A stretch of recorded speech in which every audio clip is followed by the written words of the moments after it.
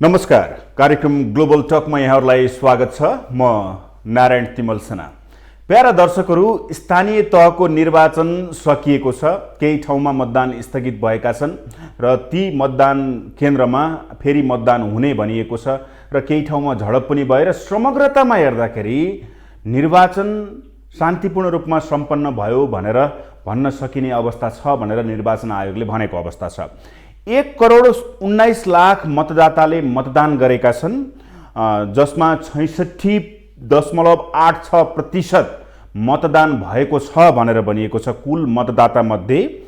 र कर्णालीमा सबैभन्दा बढी, बागमतीमा चाहिँ 64%, कर्णालीमा 70%, प्रदेश नम्बर 1 मा 65.3%, गण्डकीमा 68.28%, लुम्बिनीमा 66.79% र सुदूरपश्चिममा 65.80% मत खसेको छ भनेर भनिएको छ।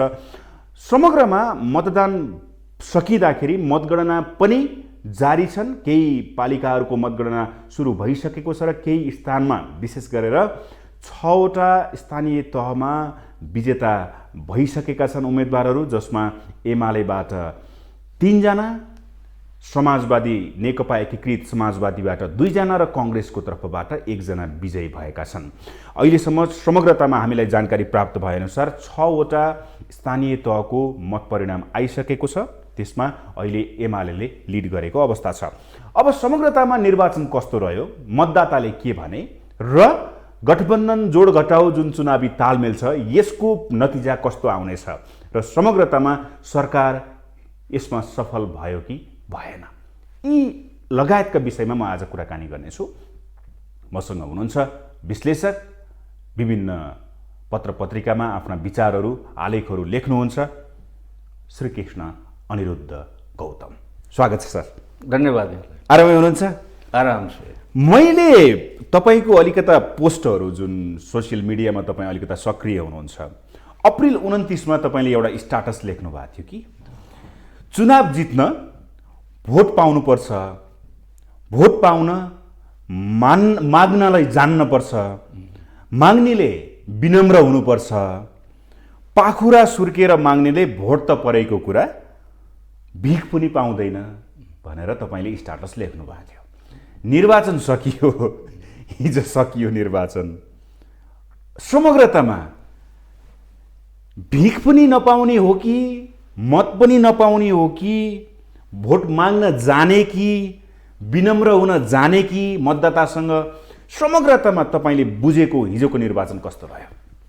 मैले जुन स्ट्याटस लेखेका थिएँ त्यो स्ट्याटस चाहिँ एउटा आदर्श निर्वाचन, आदर्श राजनीतिक पद्धति, आदर्श राजनीतिक दलहरूको कामना गरिएको हो। त्यसमा मतदाता मैत्री हुनुपर्छ।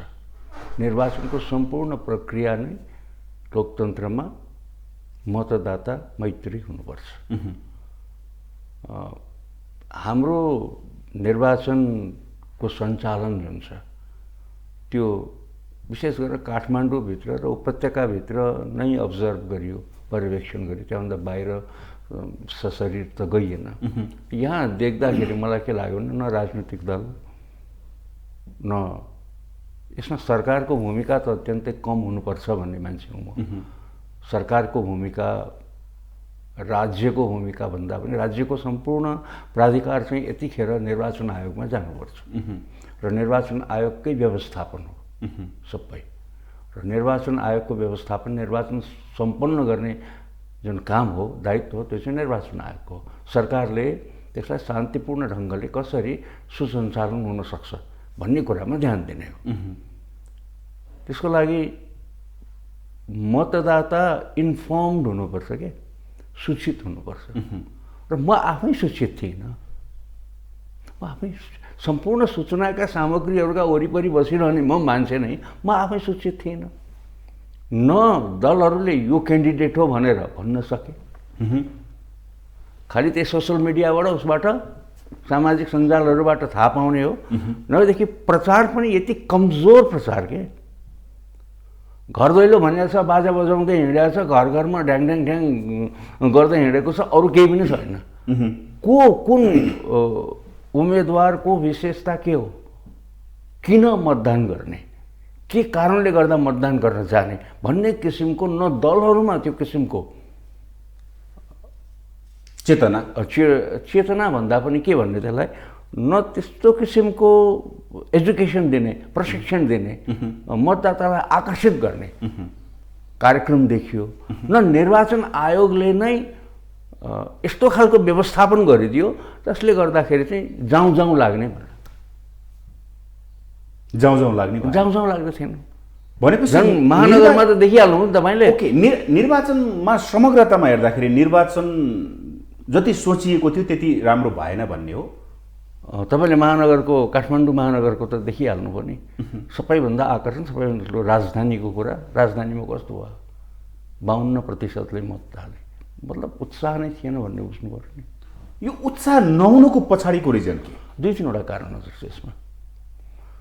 एउटा कुरा उम्मेदवारको चयनमा दलहरूले जुन, हाम्रो दल प्रधान हो के, हाम्रो सोच, नेपालीहरूको सोच चाहिँ के हो भन्दाखेरि दल प्रधान हो। अहिलेसम्म पनि इन्डिपेन्डेन्ट अर्थात् यो स्वतन्त्र उम्मेदवारको लागि त्यति ठुलो आकर्षण बनिसकेको छैन। किनभने हाम्रो सम्पूर्ण मुभमेन्ट जुन छ, सम्पूर्ण आन्दोलन नै दल प्रधान हो। दलहरूको पुनर्स्थापनाको लागि हो, दलीय प्रथाको पुनर्स्थापनाको लागि हो, बहुदलीयताका लागि भएको हो। त्यस कारण दलको प्राधान्य छ क्या। र दलको रोल चाहिँ, पार्टीहरूको रोल चाहिँ प्रमुख रोल हो नेपालमा। र त्यो पार्टीहरूप्रतिको तृष्णा, पार्टीहरूले दिएको उम्मेदवार, पार्टीहरूको भूमिका, हिजो अस्तिसम्म सञ्चालन गरेको एमाले के गर्यो सबैलाई थाहा छ नि त। अनि त्यस पछाडि काङ्ग्रेसले हिजो अस्ति भर्खर महाधिवेशन सकिएको छ, महाधिवेशनमा प्रकाशमान सिंह सभापतिका उम्मेदवार हुनुहुन्थ्यो। अघिल्लो दिनसम्म के बोलिराख्नु भएको थियो र तुरुन्तै परिणाम आएपछि अर्थात् दोस्रो चरणमा जाँदा नै के बोल्नुभयो र त्यो सम्पूर्णको पछाडि उहाँको बार्गेन रहेछ। आफ्नो परिवारको मान्छेलाई पार्टीको टिकट दिलाउनको लागि उहाँको बार्गेन रहेछ भन्ने किसिमको मेसेज गयो है। त्यसले विशेष गरेर यो जुन लोकतन्त्रसित सान्निध्य राख्ने लोकतन्त्र प्रेमीहरू त्यसरी परिचालित भइदिएनन्। यतातिर एमालेको कुरा गर्नुहुन्छ भने एमाले एकपछि अर्को विफलताको श्रृङ्खलाबाट गुज्रिरहेको हो।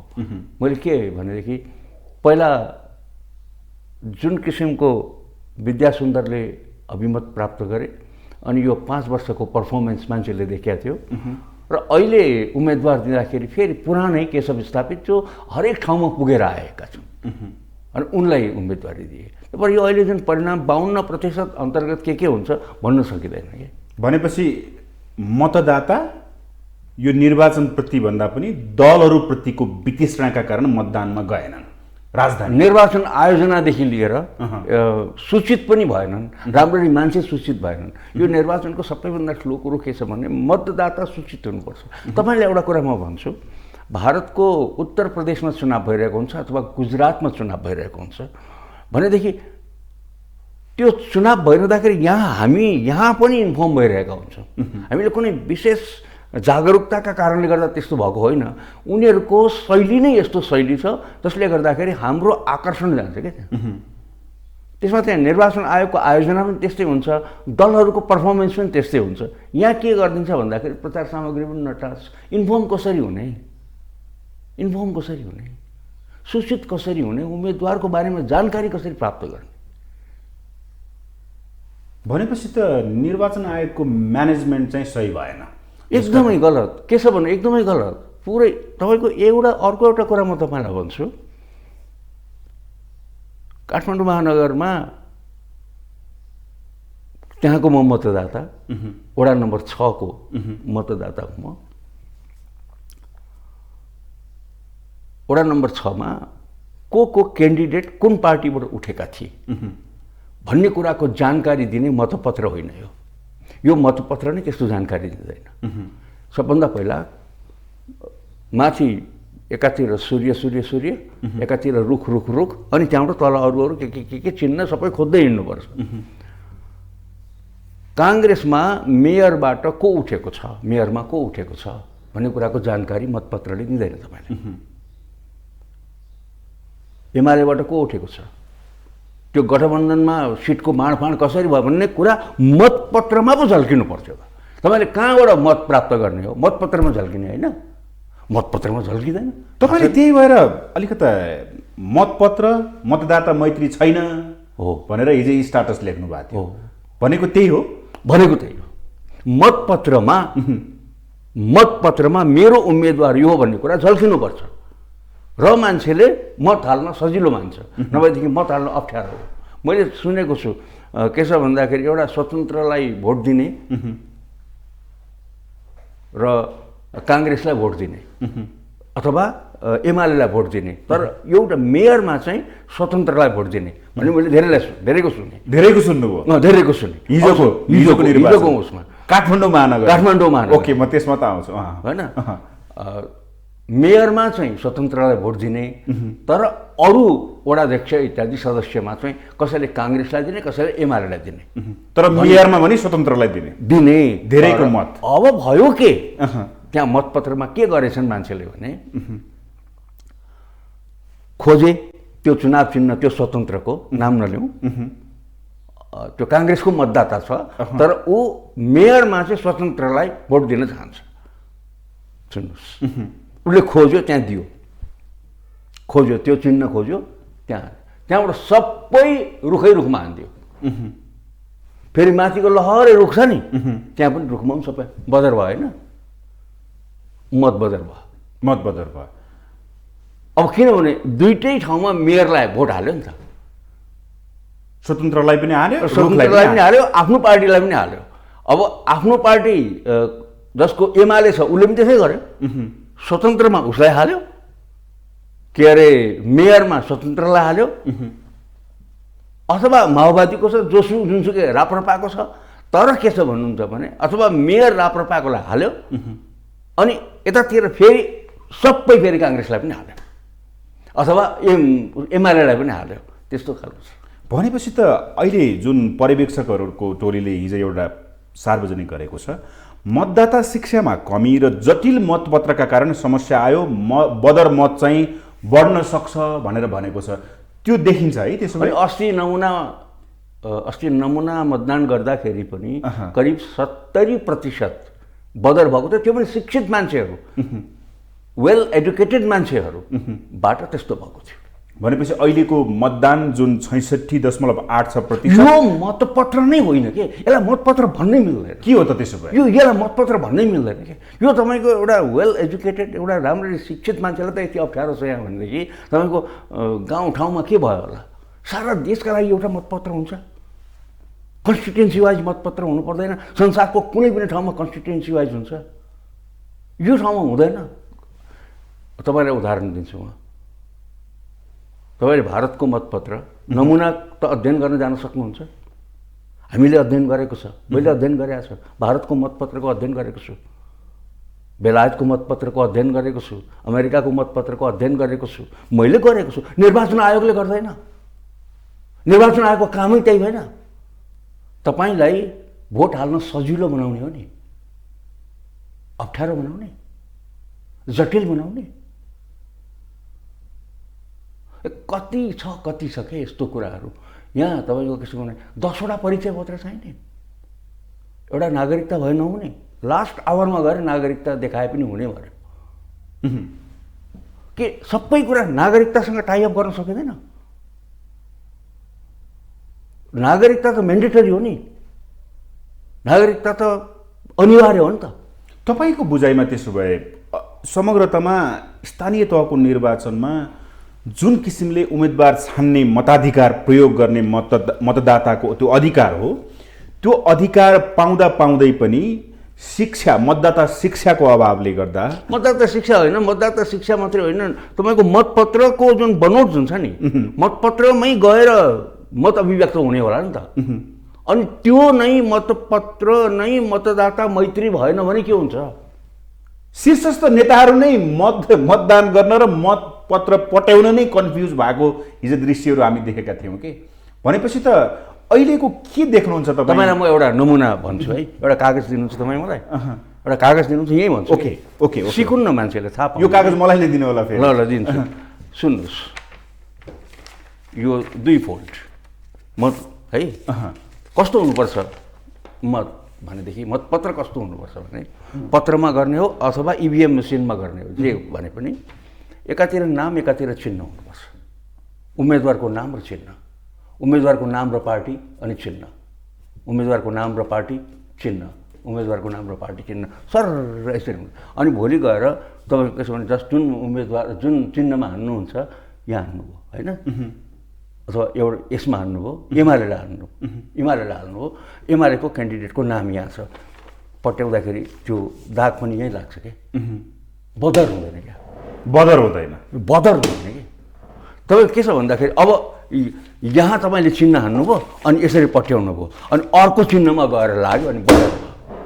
भनेपछि मतपत्र बदर मतपत्र पनि बनाउन नजान्ने कस्तो निर्वाचन आयोग हो यो, कस्तो निर्वाचन आयोग हो यो?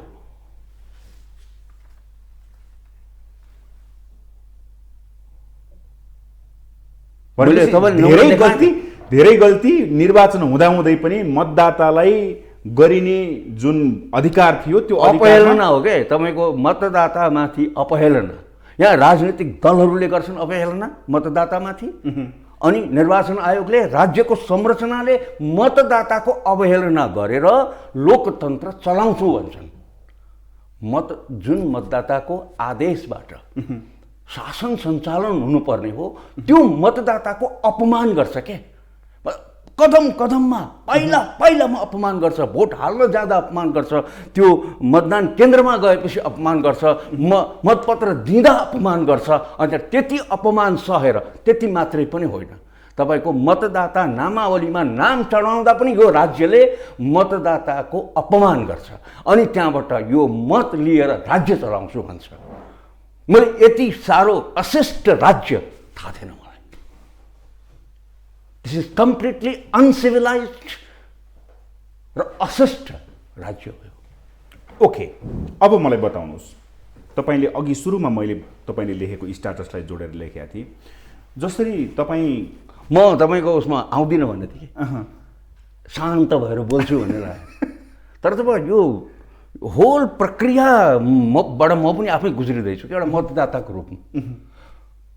तपाईँले भोगेको देखेको कुरालाई तपाईँले प्रस्फुटन यति साह्रो के छ भने यति साह्रो म अभिव्यक्त गर्न सक्छु, म त बोल्न सक्छु। यस्ता बोल्न नसक्ने लाखा मान्छे छन् कि तिनीहरूप्रति यो राज्य संवेदनशील हुनुपर्छ नि त। तपाईँको बुझाइमा त त्यसो भए त 68.86% जुन 1,19,00,000ले मतदान गरेका छन्, धेरै मत बदर हुनेवाला छ यसपालिको स्थानीय तहको निर्वाचनमा। झन्डै मेरै बदर भयो। अब अरूको छोडिदिनु, झन्डै मेरो बदर भएन। तर के छ भन्दाखेरि झन्डै कन्फ्युजन त भयो, मतपत्र तपाईँ पनि हुनुभयो होला होइन, ठुलो मतपत्र कहाँ हो हेर्नु पर्ने। अब त्यो जहाँ राख्ने हो नि त्योभन्दा यत्रो छ। अनि उम्मेदवार जतिको मात्रै मतपत्रमा चिन्ह हुनुपर्छ, नाम हुनुपर्छ, नाम र चिन्ह नै हुनुपर्छ। उम्मेदवारको नाम र चिन्ह दुवै हुनुपर्छ क्या। अब सम्भव छैन भन्छन् यिनीहरू। 1952बाट सन् 1952बाट भारतमा चुनाव भइरहेको छ। त्यतिखेर यो प्रविधि थिएन, अहिलेको जस्तो प्रविधि थिएन। तर त्यहाँ अहिले भनेको नमुनाको मतपत्र 1952 सालबाटै थियो। तपाईँले भने जस्तो नाम चिन्ह हो अनुसारको चाहिँ हो। तर हाम्रोमा 1952बाट सन् 1952 कति सालबाट? धेरै अगाडिको कुरा, हामी नजन्मिँदैको कुरा हो। अब त्यसो भए अब जुन अलिकता गठबन्धन चुनावी तालमेलको कुरा गरौँ न, तपाईँलाई कस्तो लाग्यो? तपाईँले केही ठाउँमा स्ट्याटस पनि लेख्नु भएको छ, इतिहासले न्याय गर्ने विजेतालाई हो, त्यसैले विजयी बन, निर्दोलाई इतिहासले चिन्दैन, त्यसैले तिमी सामर्थ्यवान बना है। अब सामर्थ्यवान बन्नको लागि, इतिहासलाई चिनाउनको लागि, विजयी बन्नको लागि जुन किसिमले चुनावी तालमेल भयो अहिलेको स्थानीय तहको निर्वाचनमा, यो तालमेल अनि तालमेल माथि चुचोमोचो मिल्यो भनियो, तर झडप चाहिँ तल तिनै गठबन्धनका दलहरू बीचमा झडप भएको स्थिति, नेतृत्वले तलसम्म बुझाउन सकेन अथवा उसले त्यो सर्कल गर्न सकेन, मतदाताको मतदान गर्ने त्यो कन्फ्युजन त छँदैछ। यो समग्र परिस्थितिलाई तपाईँले कसरी बुझ्नु? म फेरि पनि मतपत्रमै आउँछु फेरि पनि म मतपत्रमै आउँछु। यत्रो गठबन्धन गरेछन्, यत्रो तालमेल गरेछन्, त्यो तालमेल गठबन्धनको पक्षधरमा होइन, तर उनीहरू त पक्षधर थिए अनि उनीहरूले त आफ्नो पक्षमा बन्नु पर्थ्यो। तर कहीँ यस्तो हुन्छ तपाईँको गठबन्धनका पार्टीहरूको चुनाव चिन्ह एउटा पश्चिममा एउटा पूर्वमा अनि गठबन्धनका पार्टीहरूको चुनाव चिन्ह त एउटै लाइनमा हुनु पर्यो नि त। गठबन्धन नै भइसकेपछि त यहाँ फलानु पार्टीको भनेर कमसेकम 5 वटा चुनाव चिन्ह छन् यिनीहरूका, 5 वटा चुनाव चिन्ह लहरै हुनु पर्यो नि त, देखिने हुनु पर्यो नि त। त्यो कहाँ लक्षित हुनुपर्छ? म तपाईँले बारम्बार केमा एम्फेसिस दिइरहेको छु भने मत अभिव्यक्त हुने ठाउँमा चाहिँ छैन क्या केही पनि, न शिक्षा छ न मतलब छ, भाषण गरिरहेछन् हिँडेको सब चला। गगन थापाजी भाषण गरेर हिँड्नु भएको छ, यो मतदाता शिक्षातिर लाग्नु भएन। गठबन्धन त गठबन्धन, मतदातालाई कहाँनिर के हो भन्ने हामी जतिको मान्छे त कन्फ्युजन भयो भनेपछि त सामान्य सर्वसाधारण त झन् कन्फ्युजन। त्यो त्यत्रो मतपत्र अनि कहाँ चुनाव चिन्ह कता यता वल्ला छेउ छ अर्को पल्ला छेउ छ भनेपछि त तराजु कहाँ खोज्ने, तराजुमा हाल्ने तराजु कहाँ खोज्ने, अनि त्यहाँबाट लौरोमा हाल्ने लौरो कहाँ खोज्ने भनेपछि मतपत्र धेरै बदर हुनेछ। तर यो चुनावी तालमेललाई तपाईँले कसरी विश्लेषण गर्नुहुन्छ? जुन यो चुनावी तालमेल भयो त्यसमा तपाईँले अनि यो सम्पूर्ण चुनावको प्रक्रियामा तपाईँले पनि अब्जर्भ गर्नुभयो होला, मैले पनि अब्जर्भ गरेँ। एउटै मात्रै नारा थियो होइन गठबन्धन भन्नेको, केपी ओलीलाई परास्त गर्नुपर्छ होइन, केपी ओलीलाई, केपी ओलीको पार्टीलाई अगाडि आउन दिनु हुँदैन। स्थानीय चुनावमा, स्थानीय निर्वाचनमा त्यस्तो मुद्दा हुन्छ, त्यस्तो मुद्दा हुन्छ। स्थानीय निर्वाचनमा केपी शर्मा ओलीलाई त्यो तानाशाह हो, त्यो अधिनायकवादी हो, त्यसलाई हराउनुपर्छ भन्ने स्थानीय चुनावको मुद्दा हुन्छ। तपाईँले मे 3 मा एउटा स्ट्याटस लेख्नुभयो कि उसले बदल्छ यो देशको मुहार भनेको उसकै मुहार बदलियो, हैसा हतौडाको राजनीतिले सिद्ध्याउँछ भनेको आफै त्यही झन्डा फहराउँदै हिँड्यो भनेर लेख्नु भएको छ। भनेको कसलाई कोट गरे तपाईँले? शेरबहादुर देउवा र प्रचण्डलाई? काङ्ग्रेसलाई भनेपछि तपाईँ यो गठबन्धनप्रति सन्तुष्ट हुनुहुन्थेन? मैले त कतिवटा अन्तर्वार्ता दिइसकेँ यस मामलामा। दिन्न भन्दा यस्तै गठबन्धनको प्रसङ्ग आइसकेपछि यति हास्यास्पद गठबन्धन त्यो पनि स्थानीय तहमा, भोलि राष्ट्रिय र प्रादेशिक तहमा हो भने त्यहाँ के हुन्छ भने समष्टि नै छुट्टिन्छ कि, त्यहाँ चाहिँ नि चुनाव क्षेत्र नै छुट्याएर हुन्छ। त्यसमा त सजिलो पनि हुन्छ, त्यहाँ उम्मेदवार अर्को उम्मेदवार हुँदैन। अब यहाँ तपाईँको स्थानीय तहमा एउटा सदस्य एउटाको छ, फलानु एउटाको छ, 5 वटा चुनाव चिन्ह दिएर यो सम्भवै थिएन। एक त व्यावहारिक रूपमा पनि सम्भव थिएन, अर्को कुरा आइडियोलोजीमा नै मिल्दैन क्या, एकैछिन विचार र सिद्धान्तै नमिल्ने। जस्तै माओवादी भइसकेपछि सबभन्दा पहिला कार्ल मार्क्स मान्नु पर्यो होला, पर्यो होइन, त्यहाँ लेनिन मान्नु पर्यो, स्टालिन मान्नु पर्यो, पोलपोट मान्नु पर्यो होला, चाउचेस्को मान्नु पर्यो होला, माओमा त मान्नै पर्यो। अनि जोसँग उसले गठबन्धन गर्दैछ त्यो काङ्ग्रेस, त्यसले यी सबै आदर्श पुरुष हुनेछ क्या, कार्ल मार्क्स, लेनिन, स्टालिन, पोलपोट, माओ, यो आदर्श पुरुष हुन् कि होइन? आदर्श सिद्धान्त, आदर्श विचार हो कि होइन त? होइन। अनि विचारसँग कतै पनि मिलेन, बिना विचारको गठबन्धन भयो। बिना विचारको पार्टी के का लागि त? पार्टी विचारको सङ्गठन न हो, विचारमा आबद्ध मान्छेहरू न हो, नभएदेखि जता भए पनि हुन्छ नि त। त्यही भएर भने तपाईँले कङ्ग्रेसभित्रका लोकतन्त्र प्रेमी हार्दै भनेर हो, हार्छन्। लोकतन्त्र प्रेमी त हारे नि, चुनाव जित्नु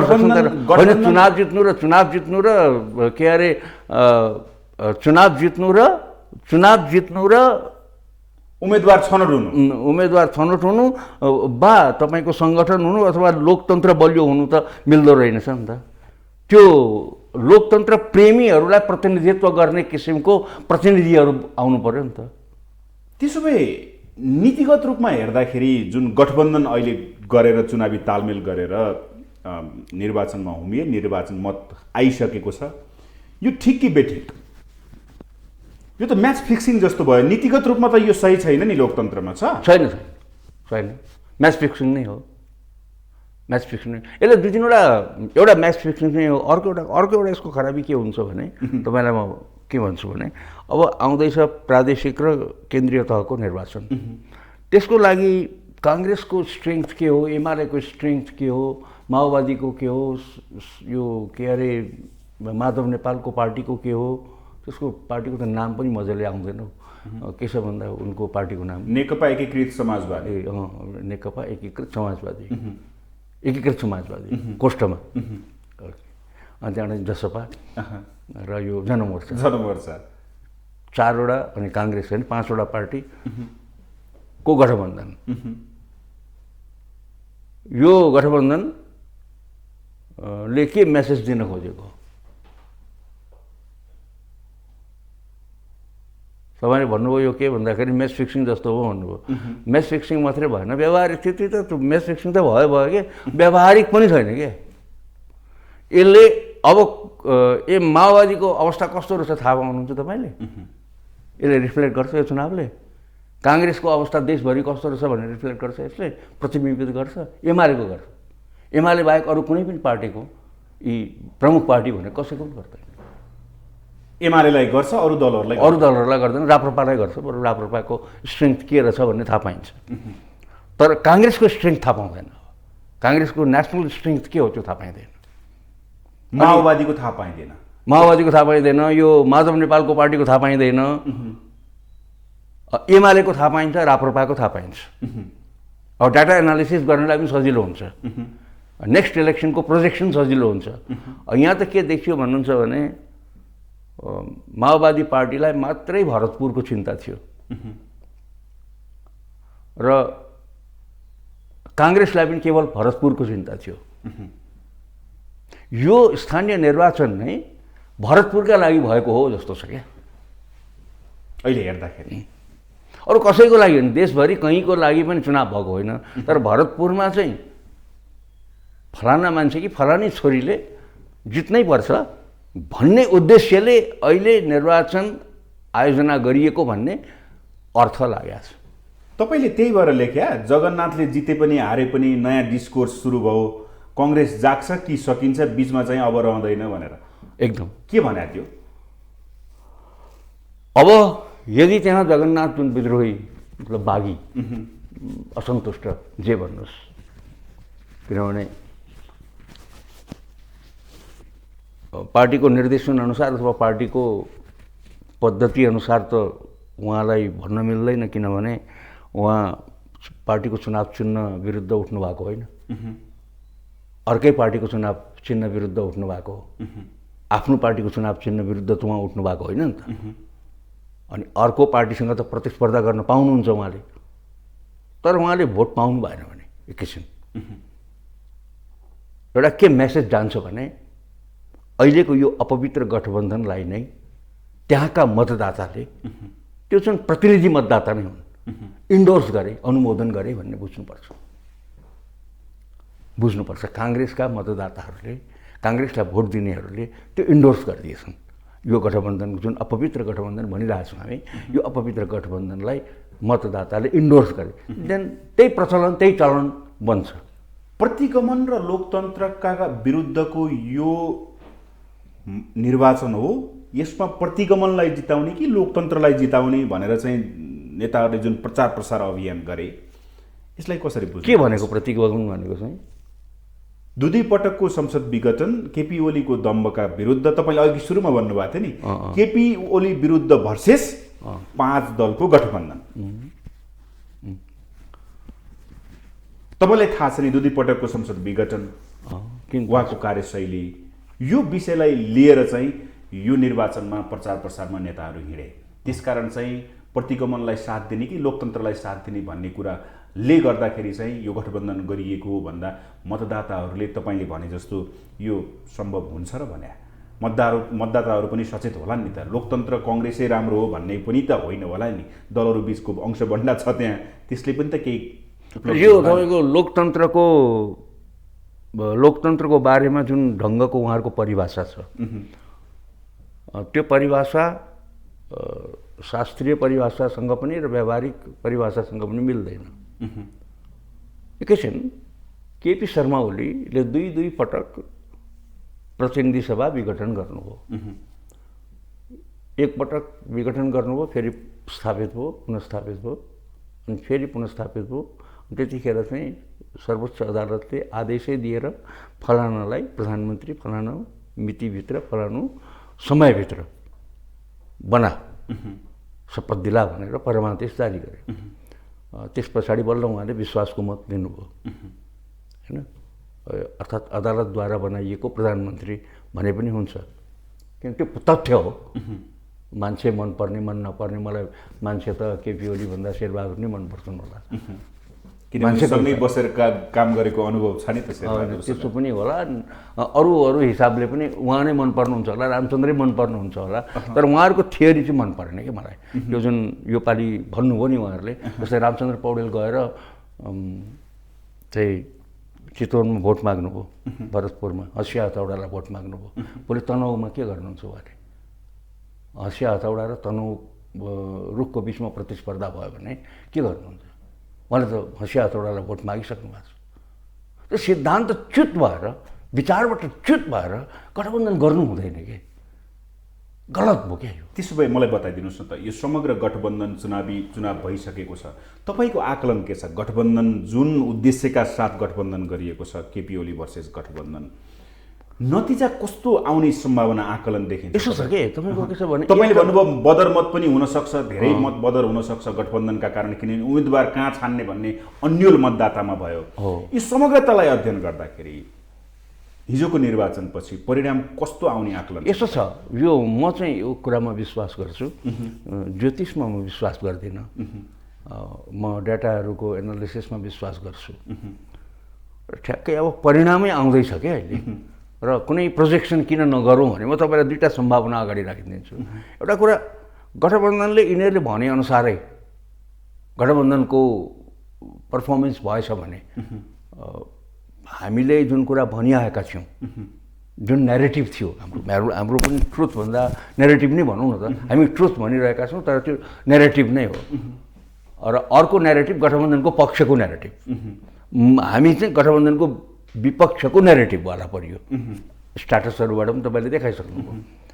त यदि गठबन्धन विजयी भएछ, उहाँहरूको प्रोजेक्सन अनुसारको विजय उहाँलाई प्राप्त भएछ र एमाले वास्तवमै अब 20%मा 30%मा अथवा 15%मा झरेछ भने ओके हाम्रो न्यारेटिभ गलत रहेछ मान्नु पर्यो हामीले है। होइन त्यस्तो भएन, एमाले सबैभन्दा ठुलो पार्टी आयो भने के मुख देखाएर उहाँहरू हिँड्नुहुन्छ? हामीलाई पनि मुख देखाउन गाह्रो हुन्छ,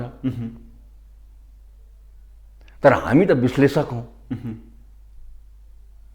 हामीले यसरी हाम्रो आकलन मिलेन भन्न सक्छौँ।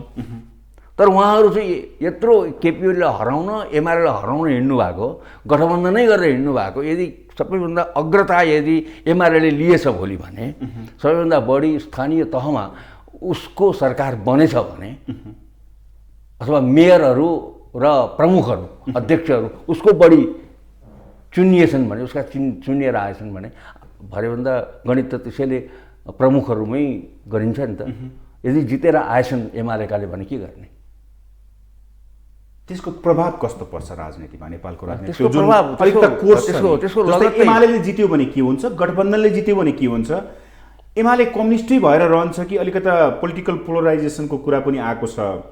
अब के हो? यो लार्जेस्ट पार्टीको रूपमा, यदि लार्जेस्ट उसको रूपमा मानिलिनुहोस् 40%मै पनि यदि एमाले जितेछ भने, 40%मै जितेछ भने पनि के हुन्छ भन्नुहुन्छ भने यसको मनोबल धेरै बढ्छ। यसको मनोबल धेरै बढ्छ र कति समय छ हामीसँग? अब धेरै छैन। ए म लास्टमा दुईटा क्वेसन अनि कति के छ भन्नुहुन्छ भने यसको मनोबल बढ्छ र यसले प्रादेशिक तह र केन्द्रीय तहमा पनि पर्फर्मेन्स राम्रो गर्छ कि मनोबल बढ्छ नि त यो गठबन्धन भन्नेको मनोबल घट्छ होइन गठबन्धन भन्नेको मनोबल घट्छ मनोबल घटेपछि एक्लै हुन्छन् उनीहरू त्यसै पनि एक्लै जानुपर्छ भन्ने स्ट्रङ मत काङ्ग्रेसमा छँदैछ माओवादीमा पनि होला त्यो मत नभएको माधव नेपालको पार्टीमा होला सायद किनभने उसलाई कुनै न कुनै किसिमको किन सानो छ जसको साइज त्यस कारण कहीँ न कहीँ जोइन भएर संयुक्त रूपमा जाँदा नै फाइदा हुन्छ भन्ने आकलन उसको हुनसक्छ त यदि गठबन्धनले जित्यो भने गठबन्धनले जित्यो भने यसको रिफ्लेक्सन राष्ट्रिय चुनावहरूमा पर्छ प्रादेशिक तह र उसमा गठबन्धन नै भएर जान्छन् त्यहाँबाट ओके अब एउटा कुरा प्रधानमन्त्रीको सरकारको नेतृत्व गरिराख्नुभएका शेरबहादुर देउवा प्रधानमन्त्री हुँदै गर्दा उहाँले दुईटा कुरा गर्नुभएको थियो दुईटा एजेन्डा थियो खोप भ्याक्सिन र निर्वाचन खोप पनि ल्याउनु भयो जनताले पाए निर्वाचन गर्छु भन्नुभएको थियो निर्वाचन पनि भयो देउवा सफल हुनुभयो राज्यको दायित्वमा यसरी खोप र उसमा निर्वाचन सम्पन्न गराएकोमा हेर्नुहोस् अब यो निर्वाचन सम्पन्न आवधिक निर्वाचन गरेकोलाई सम्पन्नताको जस तपाईँ दिनुहुन्छ कि दिनुहुन्न हाम्रा देशमा यस्तो चलन छ निर्वाचन हुँदैन कि भनेर आशंका लास्ट आवरसम्म अन्तिम समयसम्म गरिरहने अनि निर्वाचन भएपछि जस दिने सरकारले निर्वाचन गराएको होइन एक पहिलो कुरा सरकारले होइन कसरी हुन्छ त सरकारले होइन नि आवधिक निर्वाचन हो यो त प्रोसेस अन्तर्गत हुने हो 5 वर्षमा अनि भारतमा जुन चुनाव भइरहेको हुन्छ बेलायतमा एउटा कुरा सर एउटा कुरा जस्तै एमाले तोकिएको मितिमा चुनावै हुँदैन भनेर हिँडिरहेका बेला निर्धारित मितिमा निर्वाचन गर्नु भनेको चाहिँ देउवा सफल हुनु हो कि होइन यसलाई हो पनि भन्न मिल्दैन होइन भन्न पनि मिल्दैन कसरी मिल्दैन भन्नुहुन्छ भने एकैछिन अब आवधिक निर्वाचन हुन्छ होइन मङ्सिरमा हुनुपर्छ मङ्सिरमा आवधिक निर्वाचन भयो भने देउवा सफल भएको भनेर मान्ने 74 सालमा चुनाव भयो त्यतिखेर देउवा प्रचण्ड सफल भएको भनेर मान्ने अथवा संविधान सभाका निर्वाचनहरू भयो सम्पन्न भए त्यसलाई चाहिँ तपाईँको के छ भने फलानु मान्छे सफल भएको भन्न मिल्छ कि प्रोसेस सफल भएको भन्नुपर्छ प्रक्रिया र पद्धति सफल भएको भन्नुपर्छ यो प्रक्रिया र पद्धति सफल गराउनको राज्यको भूमिका हुँदैन एकैछिन तपाईँको के छ भने यहाँ एउटा कुरा कहाँ आयो भन्नुहुन्छ भने हामीले सम्पूर्ण जस निर्वाचन आयोगलाई दिन सकेनौँ निर्वाचन आयोगको मैले त्यत्रो आलोचना अघि नै गरिसकेँ अनि हामीले त्यो जस चाहिँ सरकारलाई दिन खोज्छौँ क्या निर्वाचन आयोगले अब निर्वाचन सकिन्छ मतपत्र गर्छ यो अब आउने निर्वाचनको तयारीमा भइरहेको हुन्छ कि हुनुपर्छ अब आउने जुन जति आलोचना आए जति कठोर आलोचना गरियो कठोर आक्षेपहरू लगाइयो भनेको तपाईँको बुझाइमा यो सक्सेस प्रधानमन्त्री सरकारको होइन कि यो प्रोसेस हो यो कन्स्टिट्युसनल प्रोसेसको सक्सेस हो यो